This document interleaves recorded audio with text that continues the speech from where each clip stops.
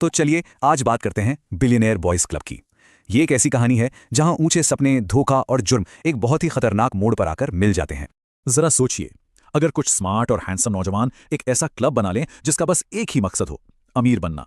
और क्या हो अगर वो प्लान इतना खतरनाक हो जाए कि बात फ्रॉड, क्राइम और यहां तक कि मर्डर तक पहुंच जाए। आज की इस कहानी में हम यही देखने वाले हैं कि कैसे बिलियनेयर बॉयज क्लब नाम के एक ग्रुप ने करोड़ों कमाने के चक्कर में अपनी ही जिंदगी बर्बाद कर ली। तो इस कहानी की शुरुआत होती है एक बहुत ही आम लेकिन ताकतवर सपने से जल्दी अमीर बनने का सपना। इस कहानी का जो मेन कैरेक्टर है वो है जो हंट, एक नौजवान बहुत ही एम्बिशियस लड़का जो का सपना बिल्कुल क्लियर था, फटाफट करोड़पति बनना, हाई सोसाइटी में अपनी पहचान बनाना और एक लग्जरी लाइफस्टाइल जीना।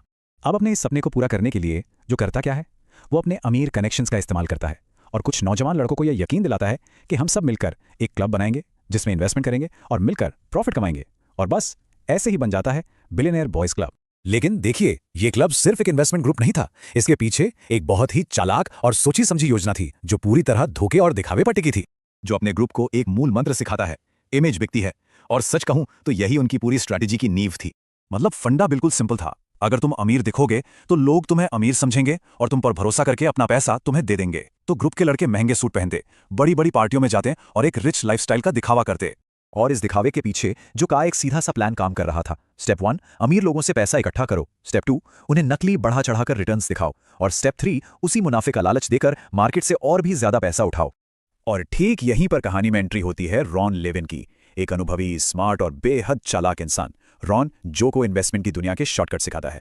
जो को लगता है कि उससे गुरु मिल गया है, लेकिन असल में रॉन भी एक माहिर मैनिपुलेटर था और उसकी मदद से क्लब का आत्मविश्वास और धोखा देने का तरीका दोनों ही और खतरनाक होते चले गए।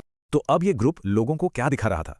वो कह रहे थे, हम बहुत सक्सेसफुल इन्वेस्टर्स हैं, हमारे कनेक्शंस बहुत स्ट्रांग हैं और हाई रिटर्न तो गारंटीड है, और लोग इन पर भरोसा करके अपनी जिंदगी भर की कमाई लगा देते हैं। लेकिन असलियत तो कुछ और ही थी। रिटर्न्स फेक थे, सारे वादे और पेपर वर्क कंफ्यूजिंग थे, और इन्वेस्ट किए गए पैसों का असल में क्या हो रहा है ये किसी को नहीं पता था। मतलब स्कैम पूरी तरह से शुरू हो चुका था। लेकिन कहते हैं ना, झूठ के पांव नहीं होते। धोखे का ये खेल ज्यादा दिन नहीं चल सकता था और जल्द ही इस चमक धमक वाले महल की दीवारें हिलने लगती हैं। धीरे धीरे कुछ इन्वेस्टर्स को शक होने लगता है, वो अपने पैसे वापस मांगना शुरू कर देते हैं और बस यहीं से क्लब पर प्रेशर बढ़ना शुरू हो जाता है। इस बढ़ते प्रेशर के बीच जो के अंदर एक अजीब सी जंग छिड़ जाती है। एक तरफ उसका ईगो था जो उसे पीछे हटने से रोक रहा था, और दूसरी तरफ पकड़े जाने का डर जो उसे अंदर ही अंदर खाए जा रहा था। और ये डर और ईगो की टक्कर उसे और ज्यादा खतरनाक बना रही थी। उसके दिमाग में अब बस एक ही बात घूम रही थी, अगर इन्होंने मेरा ये खेल सबके सामने ला दिया तो सब कुछ खत्म हो जाएगा। अब जो और उसका ग्रुप पूरी तरह से पैनिक मोड में आ चुका था। और यहीं से कहानी एक बहुत ही भयानक, एक बहुत ही अंधेरे मोड़ पर आ जाती है। जब बचने के सारे रास्ते बंद दिखने लगते हैं तो धोखाधड़ी की जगह जुर्म ले लेता है। अब जो की सोच पूरी तरह बदल चुकी थी। उसका फोकस अब प्रॉफिट कमाने पर नहीं बल्कि किसी भी तरह बचने पर था। वो एक अमीर बिजनेसमैन को फंसाने की आखिरी कोशिश करते हैं, लेकिन ये डील बुरी तरह से उल्टी पड़ जाती है। जो को लगता है कि ये आदमी उनका सारा खेल बिगाड़ सकता है, और बस इसी डर ने पैसों के इस खेल को खून के खेल में बदल दिया। अब जो और उसके ग्रुप के कुछ मेंबर्स ऐसे खौफनाक कदम उठाने लगते हैं जहां से वापसी मुमकिन नहीं थी। जल्द ही पुलिस की इन्वेस्टिगेशन शुरू हो जाती है। सबूत, गवाह और मनी ट्रेल सब कुछ जो के खिलाफ जाने लगता है, और वो ग्रुप जो कभी दोस्त और पार्टनर हुआ करता था अब बिखरने लगता है। कुछ मेंबर्स खुद को बचाने के लिए पीछे हट जाते हैं तो कुछ जुर्म के बोझ तले दब जाते हैं।